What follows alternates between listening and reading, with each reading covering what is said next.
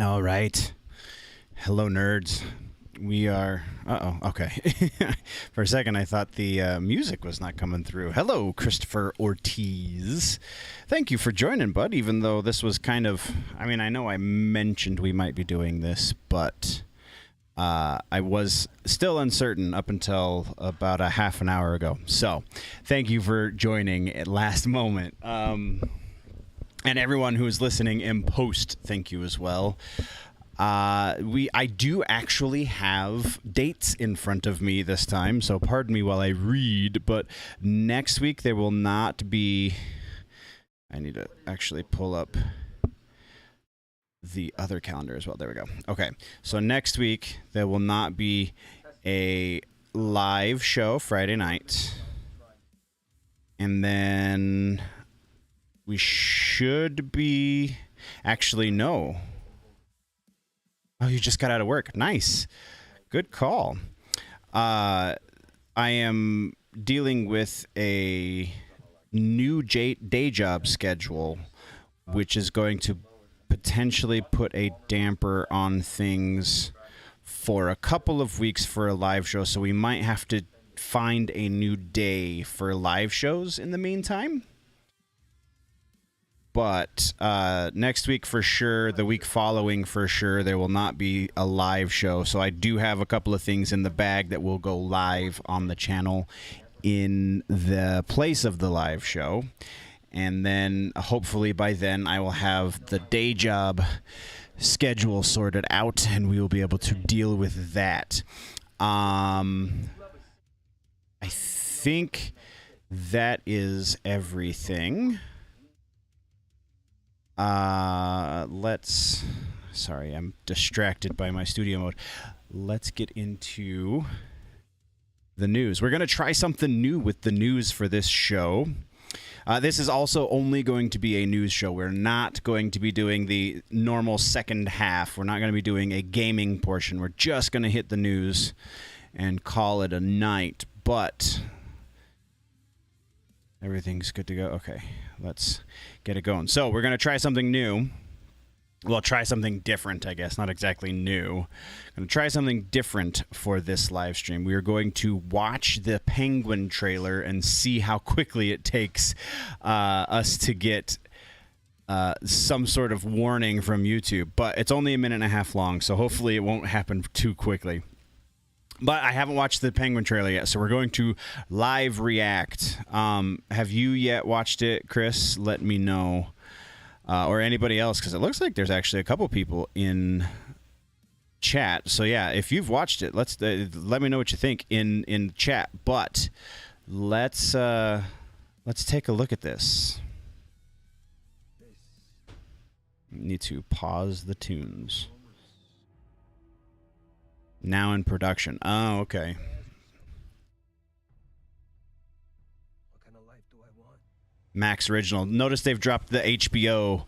Yeah. Notice they've dropped the HBO. The official marketing change for HBO Max happens very, very soon. So you'll be seeing it just referred to as Max. Try to push me out.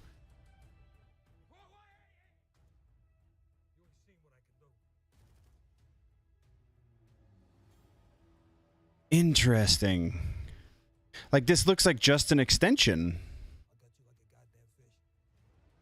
Although, I do see a little bit more Colin Farrell in this makeup. Like, somehow the makeup looks less... Oh, I don't know. Right there, it looks pretty amazing again still, but yeah.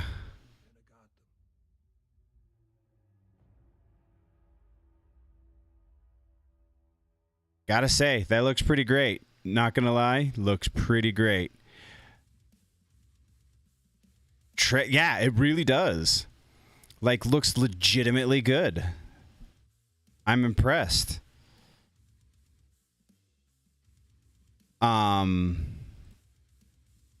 There is a couple of bits in here where the makeup is less, like this specifically here. Obviously, it's not shot with the cinema camera. And then there was one earlier too. I think it was right here. No, where was it? Right here? Yeah, that right there. That looks less impressive right there. You can totally see Colin in that. But then you get back down here and you lose him again. So like maybe I don't know. I don't know if it's the body motions or something like that, but it definitely seems like it's a different fat suit this time. Still looks like I'm totally being nitpicky. This is just very minor gripes by comparison. That looks pretty great, not gonna lie. So yeah, new Penguin trailer. That's pretty awesome. Let's get to what was the other piece of news that we were supposed to be. Oh yeah, so we're gonna touch on this for sure, but the other one that was in the headline, I want to make sure I touch on it, and that is Deadpool. So Deadpool 3, Morena Baccarin and Stefan Kapicic. Both are returning. I did not look to see if this is a rumor or if this is legitimate. So Ryan Reynolds, Marvel and Ryan Reynolds bring back both Morena Baccarin and Stefan Kapicic for Deadpool 3 as their respective characters, Vanessa and Colossus. Morena Baccarin was featured in both Deadpool movies as Vanessa. Love Ryan Reynolds, Wade Wilson. Her Instagram, I said yes. That's hilarious. Stefan Kapicic returns X-Men's Colossus and also confirmed on Instagram. It's official. Here we come. So yeah, not a rumor. That is legitimate. And also confirmed Brianna Hildebrand will be returning as Negasonic Teenage Warhead. Oh, but that says unclear. Very interesting. November 8th, 2024. That's awesome. She, in the comic books, somebody please correct me if I'm wrong, but I'm pretty sure the Vanessa character becomes a mutant or has mutant abilities or something in the comic books, doesn't she? Season 4 wraps on primary principal photography for The Boys. That's pretty awesome. So we are just a couple months out, presumably, from... Because we still don't have a release date, do we? It's coming soon-ish. Yeah, a few months, I would say. No date yet for The Boys.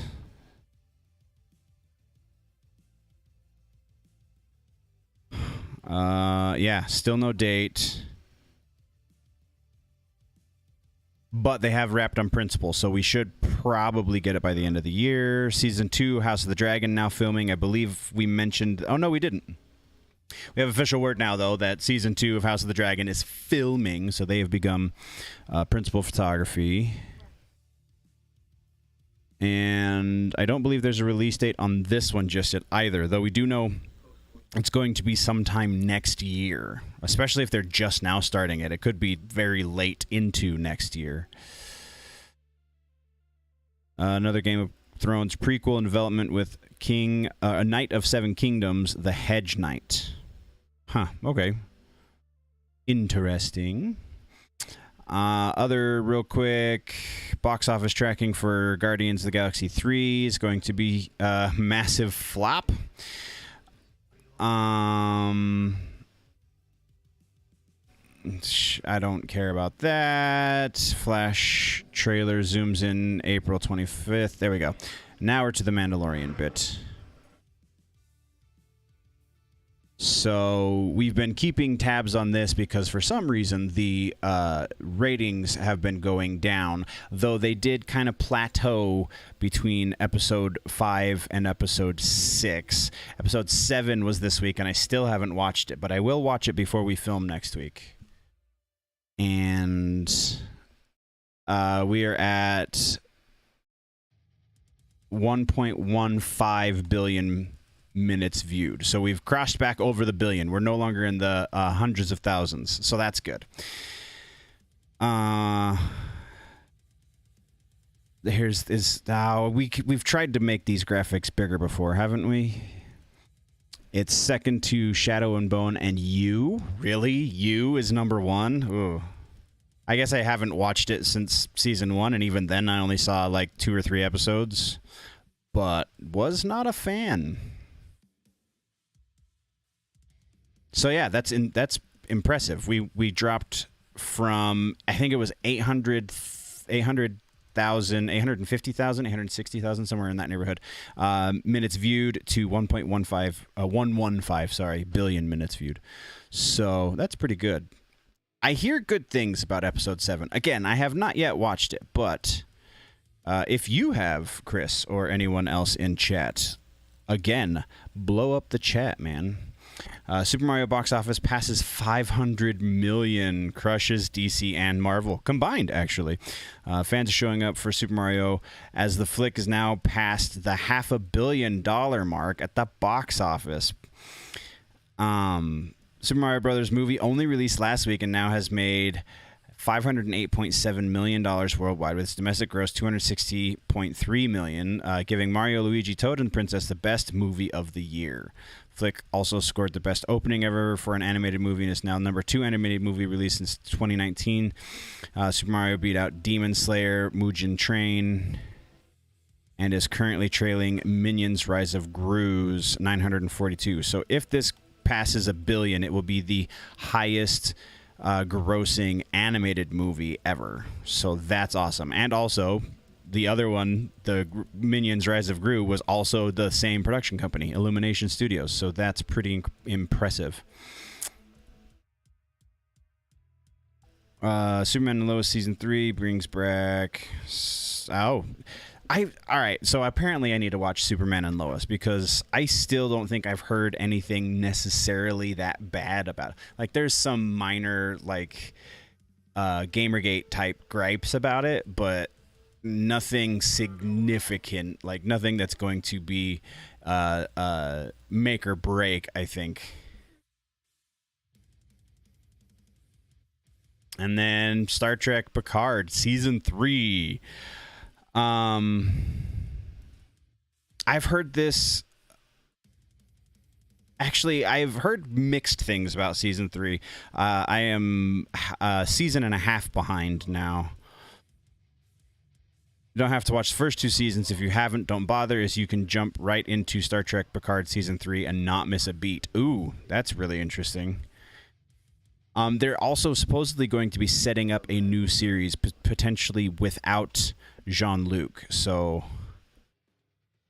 very interested to see how Season 3 ends, because yeah, here we go. We even have like promos. That's pretty awesome.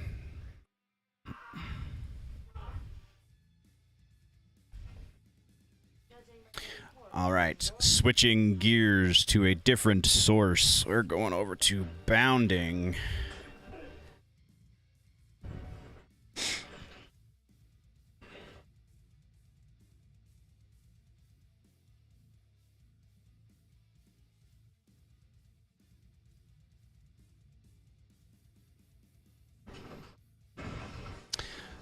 Anne Frank graphic novel adaptation. Oh, don't care. Don't care. Don't care. Don't care.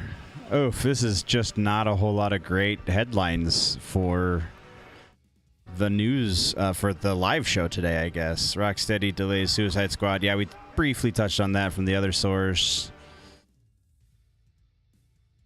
Nicolas Cage reveals what DC character he would be fun to play. I mean, he was supposed to be Superman, right? So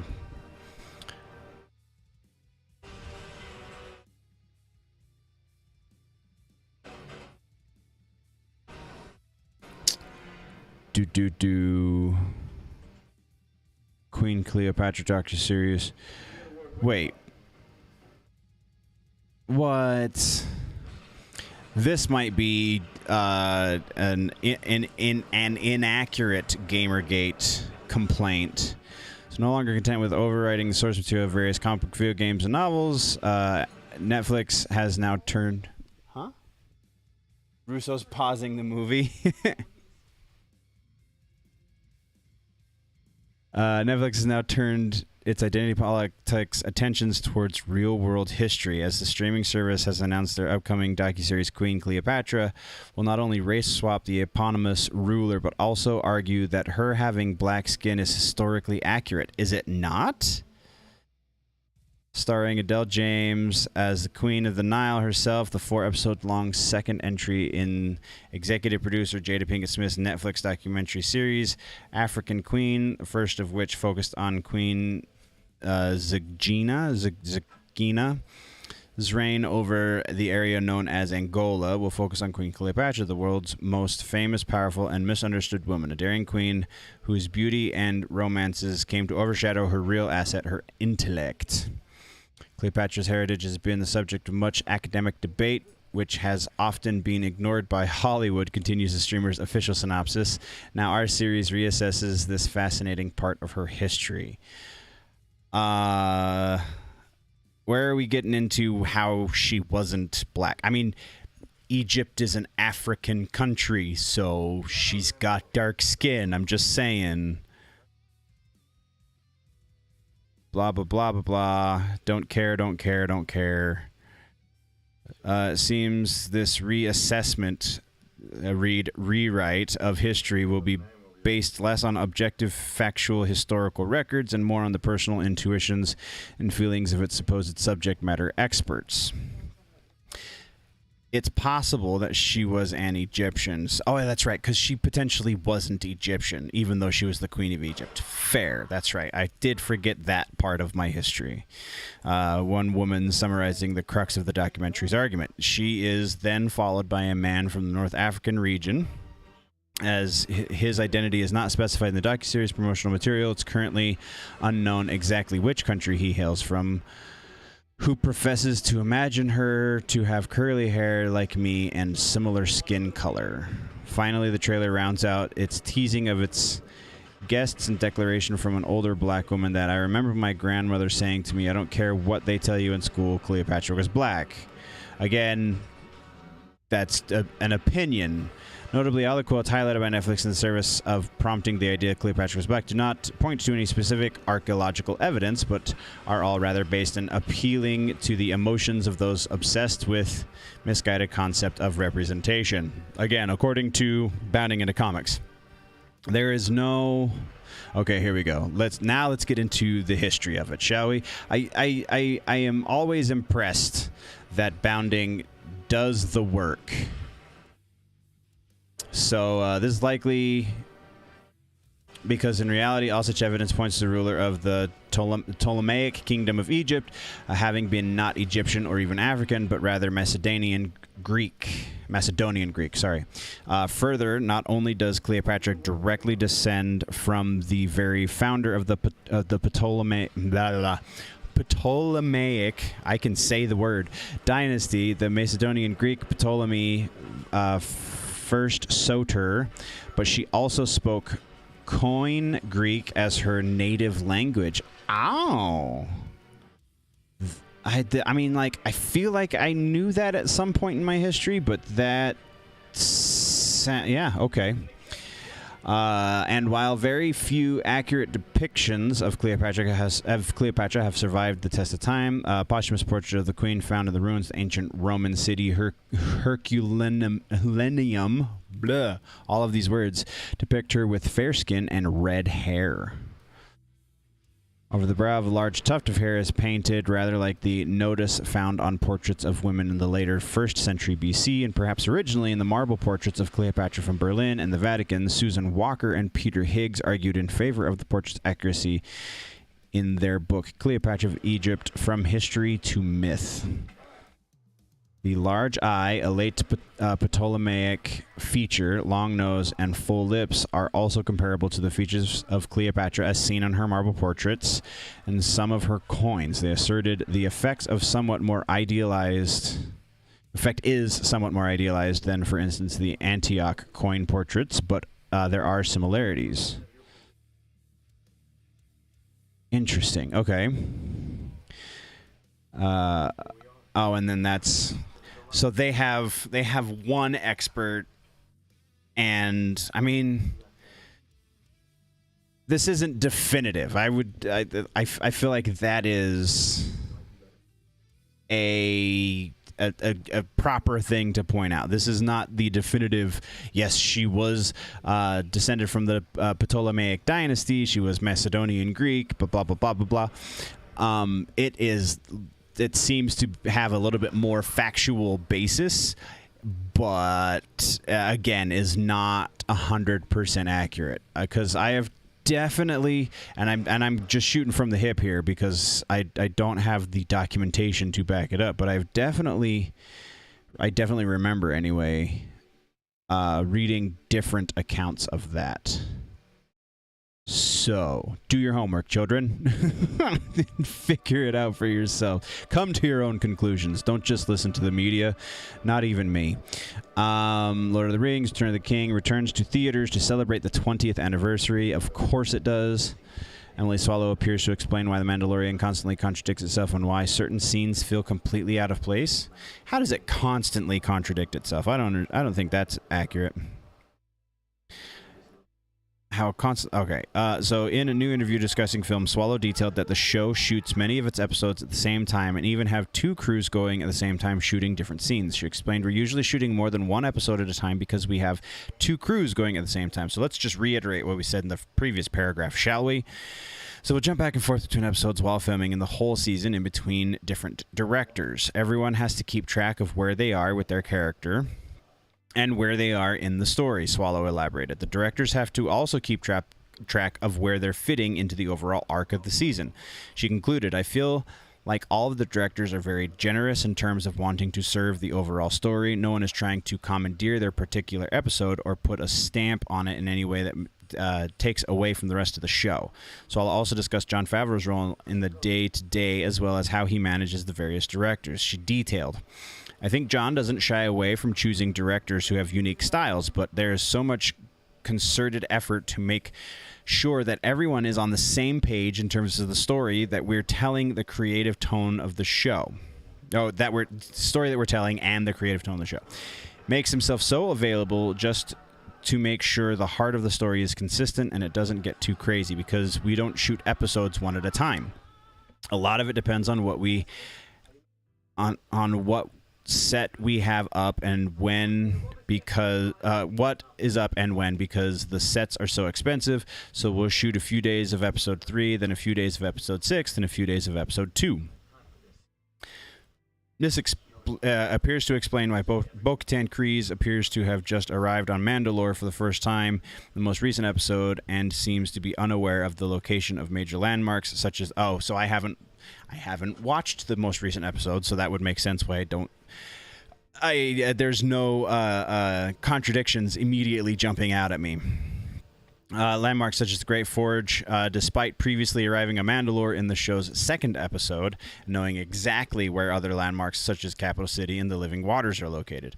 Not only does it explain Bo-Katan's behavior, it also explains why certain subplots, such as locating a memory chip for IG-11, are completely abandoned and replaced. Yeah, that makes sense. Furthermore, it explains why Moff Gideon has no clue that Bo-Katan and Din Djarin have teamed up, despite his TIE interceptors and TIE bombers fighting both of them in Kalevala in the third episode of the season. It also seemingly doesn't.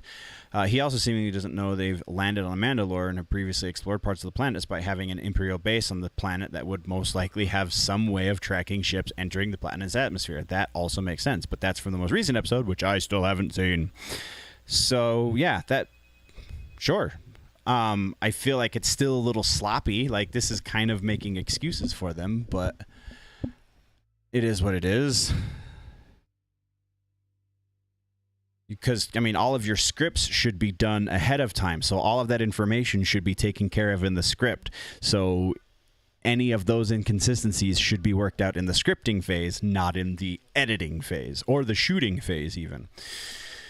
New Star Wars movie focused on Rey to be directed by documentarian Sharmeen Obaid-Chinoy. Favreau makes it abundantly clear all Disney Star Wars projects are connected. You want to make sure there's a consistency across all of them. Yeah, that's been shot to hell by this point, hasn't it? Season 3, Episode 7, they gave it a 4, huh? I haven't really agreed with a lot of their takes on Mandalorian, so I don't necessarily take that as a bad sign. More rumor. Nope. Star Steven Yeun to portray a race swap version of the Sentry in Marvel's Thunderbolts. I feel like welcome to the last 3 weeks. We've been talking about this for about a month now, I think. Despite storytelling flaws, Mandalorian shares pro-gun message. Sure. Thunderbolts undergoing rewrite. Original script reportedly put too much focus on returning Black Widow characters instead of the entire team. Of course it did. New Game of Thrones. Here we go. New Game of Thrones prequel series, Night of Seven Kingdoms. Let's get in a little bit deeper into this. Greenland New Game of Thrones prequel series, Night of Seven Kingdoms, The Hedge Knight, during the company's announcement of its new Max streaming service.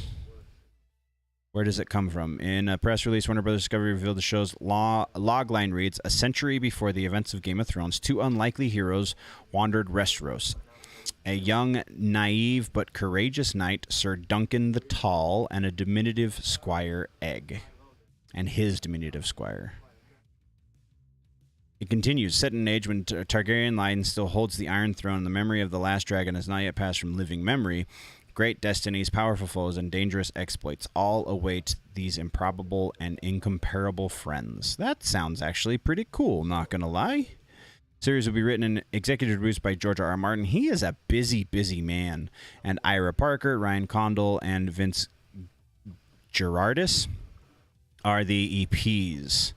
Martin previously penned a number of short stories featuring Sir Duncan the Tall, who was originally the squire of a hedge knight named Sir Arlen the Pennytree, and a young boy going by the name of Egg, who's really Aegon the Fifth. Wow. First short story, simply titled The Hedge Knight, was originally published in the Legends anthology book, eventually adapted into a graphic novel by Mike S. Miller. Martin would publish 2 other novellas following the adventures of Dunk and Egg, with the Sword, and the Mystery Knight. All 3 novellas have been collected in A Knight of the Seven Kingdoms. That's cool. I dig that. I can totally get behind that.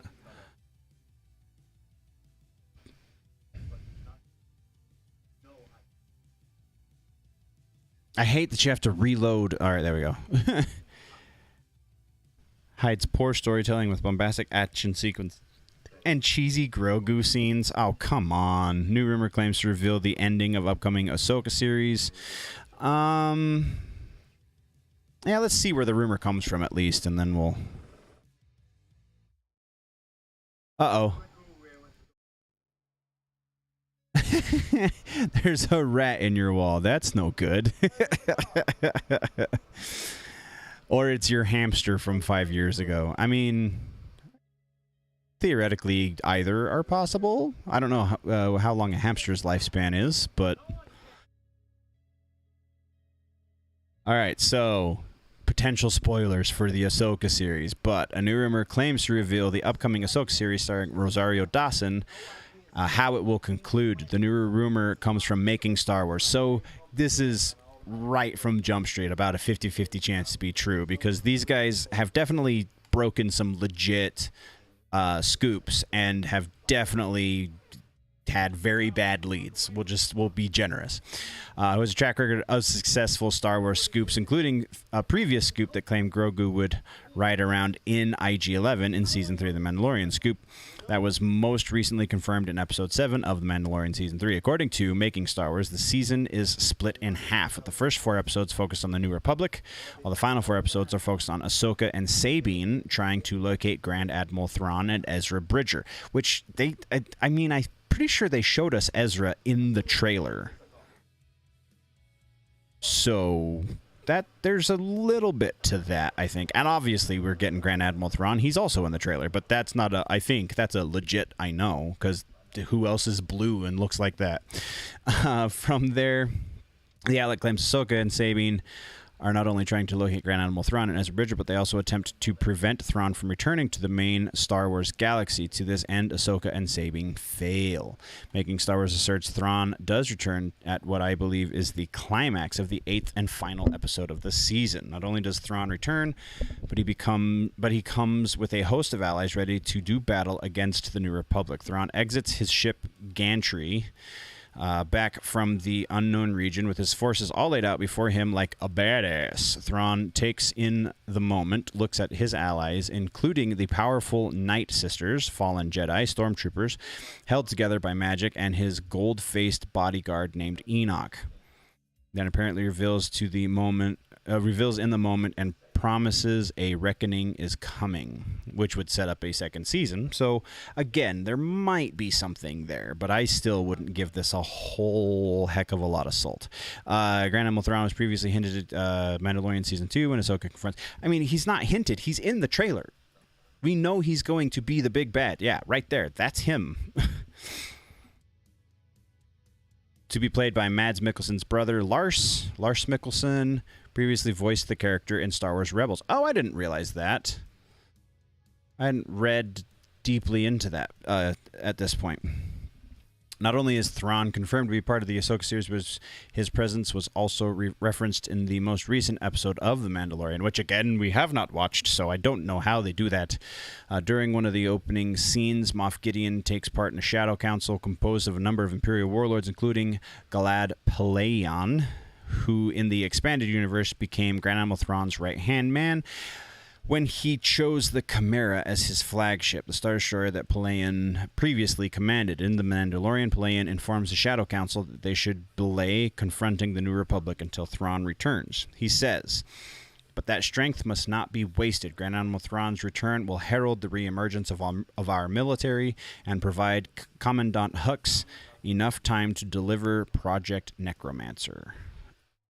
So they're setting up the return of the Emperor with that, it sounds like. Grand Admiral Thrawn and his Imperial forces were previously defeated by the Lothal rebels and primarily consisted of Hera Syndulla. I have not watched Rebels, so I'm not going to pronounce these names correctly. I apologize. Hera Syndulla, Kanan Jarrus, Chopper, Garazeb Aurelios, Sabine Wren, and Ezra Bridger. During a bombardment of the capital city of Lothal, Bridger confronts Thrawn on the bridge of the Chimera and proceeds to take control of a group of Purrgil that jump to hyperspace with Thrawn and the ship in tow. Despite the bridge being exposed to the nature of space, it's never revealed where the Purrgil jumped to, but clearly Thrawn somehow survived.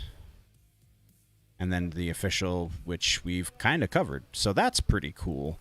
I don't know. Again, it sounds like they're kind of painting in broad strokes. So is it going to end in a cliffhanger?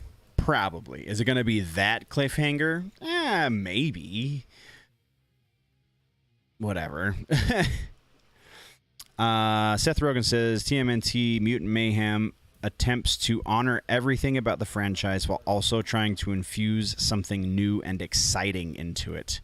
Oof, I will definitely believe it when I see it, because that it is still very possibly going to be just a dumpster fire, or it could be amazing. Like, I'm definitely not ruling either option out, but I don't think there's going to be a whole lot of middle ground there.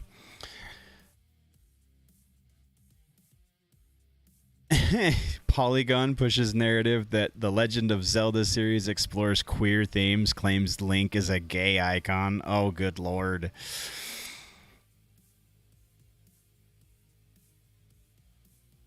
Riot Games, why it's taking so long to complete Arcane Season 2.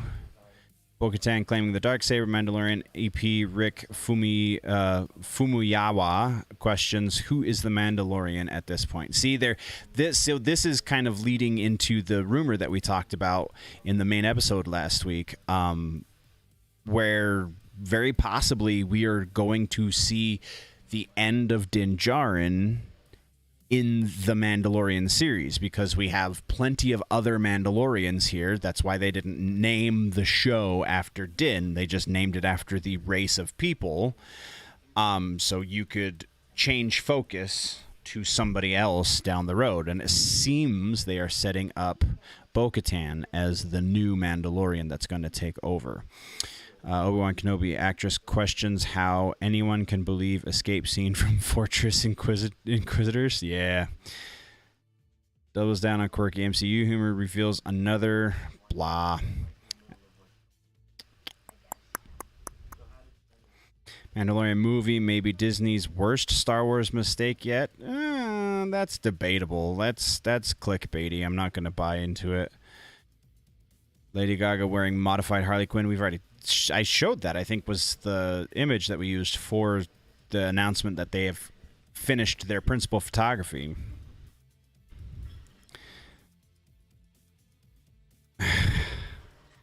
Blizzard Entertainment reveals openly, blah, don't care. It's a video game character, guys. Come on now.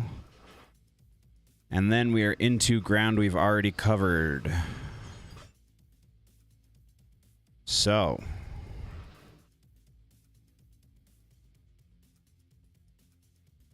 let's go. Let's do some music, and then I think we're just going to call it. Just because, again, like I said, it's going to be a shorter one if it happens, and it happened, so we got to cut to the chase. Metal injection. Let's go. Let's go. Cavalera signs Nuclear Blast. Ooh. Re-records early Sepultura material. Oh, my goodness. This is awesome. That's Max and Igor, not his son, but his brother. Cavalera, the duo founding Sepultura, members Max and Igor Cavalera have signed to Nuclear Blast. The duo's first releases will be re-recordings of Sepultura's 1985 debut album, Bestial Devastation, and 86 follow, Morbid Visions. Oh, that's awesome. As we get harder year after year, sometimes you got to go back to where it all started, said Max. Yes, you do. We re-recorded Bestial Devastation and Morbid Visions with the amazing sound of now, but its raw and timeless spirit. The artwork reflects the times we're living in now, apocalyptic as hell. We also have 2 new tracks with riffs from those days, remembered by heart. That's really awesome.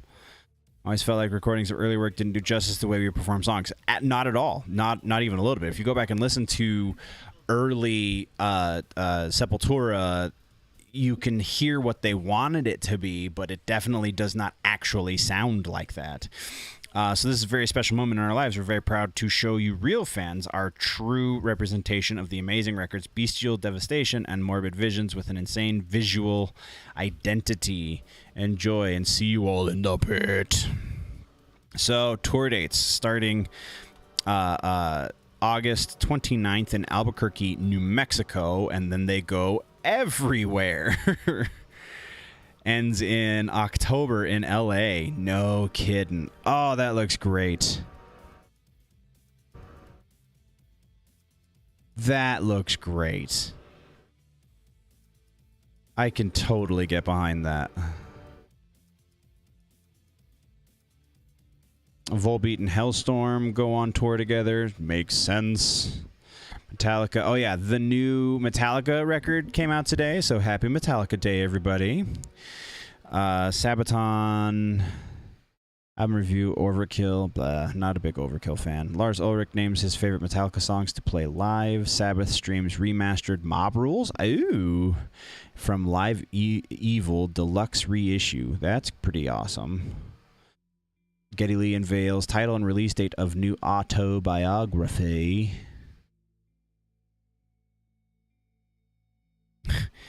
Speaking of Sepultura, their current vocalist, Derek Green, wants to record a ballad for the next record. I feel like Sepultura has not been Sepultura for a long time. Danny Filth talks Ed Sheeran, new Cradle of Filth, their live album, and 25 years of Cruelty and the Beast. Voivod rework old material. This is seems to be a theme tonight. Older bands reworking older material, as seen here by the Cradle of Filth stuff. We talked briefly about Sepultura, Black Sabbath, and now Voivod. 10 best sequels in metal history. Dave Lombardo's Future with Testament. Oh, that's cool. I feel like more bands should include, like, Dragon Force does this a fair amount. Like, they have live streams of writing sessions. So, Fear Factory posts instrumental demo of new song. That's a cool idea. Like, I feel like that's a great way to get fans more into the music. It gets them a little bit more, it gives them some ownership of the music in a way, so that they're more likely to want to stick around and see where it ends up.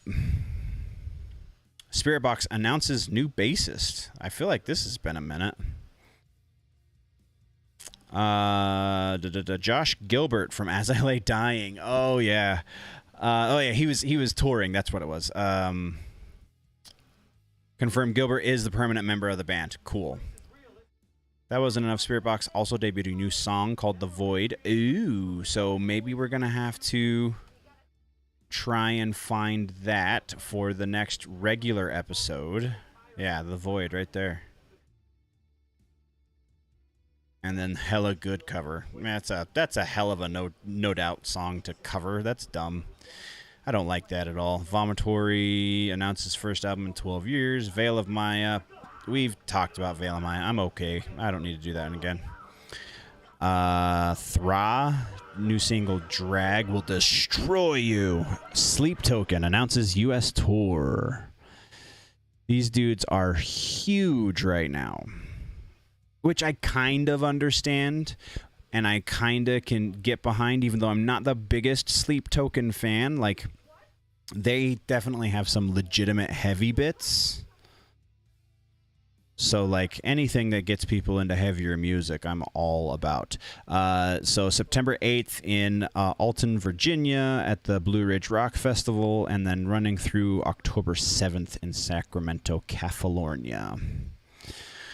Foo Fighters begin teasing something interesting. New single from Seven Dust. We'll definitely be talking about that in the next regular episode. Dream Theater, Devin Townsend, and Animals as leaders announce North American tour. Starting May... Oh, I'm sorry. June. June 16th, Cedar Park, Texas. Runs through September 26th in Phoenix, Arizona. That's a hell of a lineup. I mean, for sure, these two. I can take it or leave it with Dream Theater. But Devin Townsend and Animals as leaders, yes, please, give me more. Melvins announced, more re-recordings of their 1986 debut 7-inch. Look at Buzz. Oh, Buzz, you and your crazy afro. That's awesome, though. So Melvins originally released their debut 7-inch in 1986.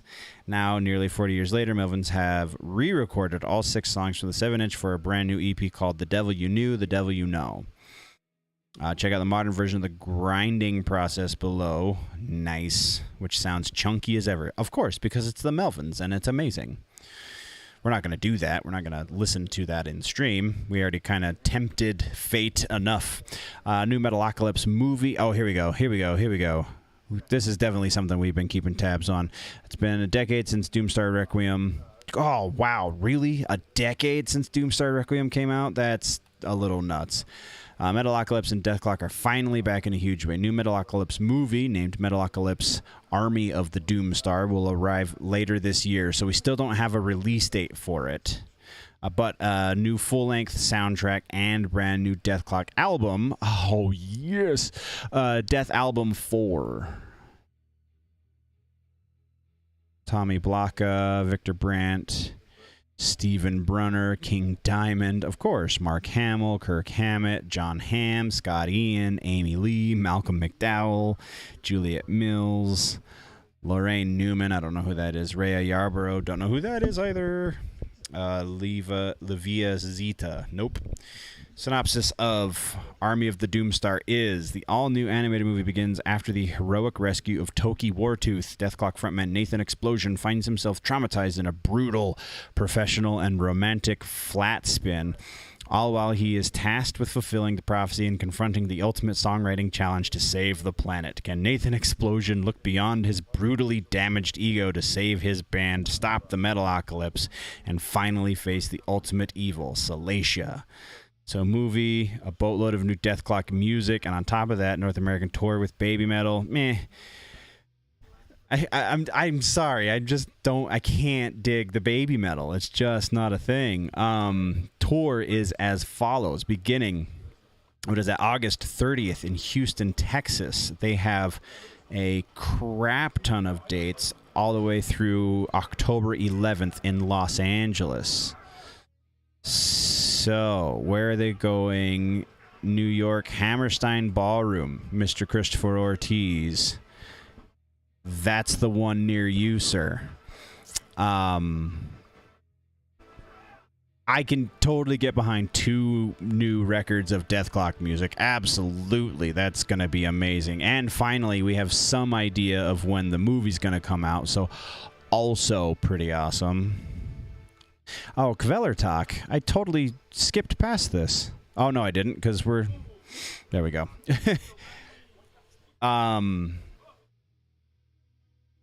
New album. Stream new single, which I'm not even going to try to pronounce, but these dudes rock. So we'll probably be talking about that in the next regular episode as well. Deathgrave, Autopsy, etc. Stream Violent new album. It's only midnight. Kirk Hammett explains why he likes his Lux Eterna solo. I feel like that's not a great solo there, Kirk. New Devil Driver single, If Blood is Life. We'll be talking about that in the next regular episode. Yeah, that is the episode, it looks like there, nerds. So, we are going to be calling it, there's a little bit of background noise, I do apologize, but yeah, we're going to be calling this the episode. So thank you very much to everybody who joined. If you want to join yourself, we try and do these every Friday night, though, again, at the very least, the next 2 weeks, we will not be able to do Friday nights. So we will not be doing a live show for 2 weeks, but we will be doing regular shows on Wednesdays, or as close to Wednesday as possible. Again, still working around a pretty new day job schedule. So as that evolves, I will be keeping you posted. And as new things happen, again, keeping you posted. Stick here, though, if you want to talk about all of the nerdy and pop culture-y news and things. And go over to the Clips channel if you want to catch these in smaller bite-sized chunks, or you just want some other exclusive content. You can find some shorter bits over there. Generally speaking, this channel here is for the longer content. And yes, big shout out to Mr. Christopher Ortiz out there in the comment section. Whoever just joined chat, I apologize. You've missed all of the fun. We are on our way out. But thank you very much, nerds, for joining, especially all of you who are listening or watching in post. I appreciate you just as much as the people who find us live. We will be heading out. Have a good evening, nerds. We will see you next time. Before we go, though, always remember that if it's generally nerdy, it's probably here.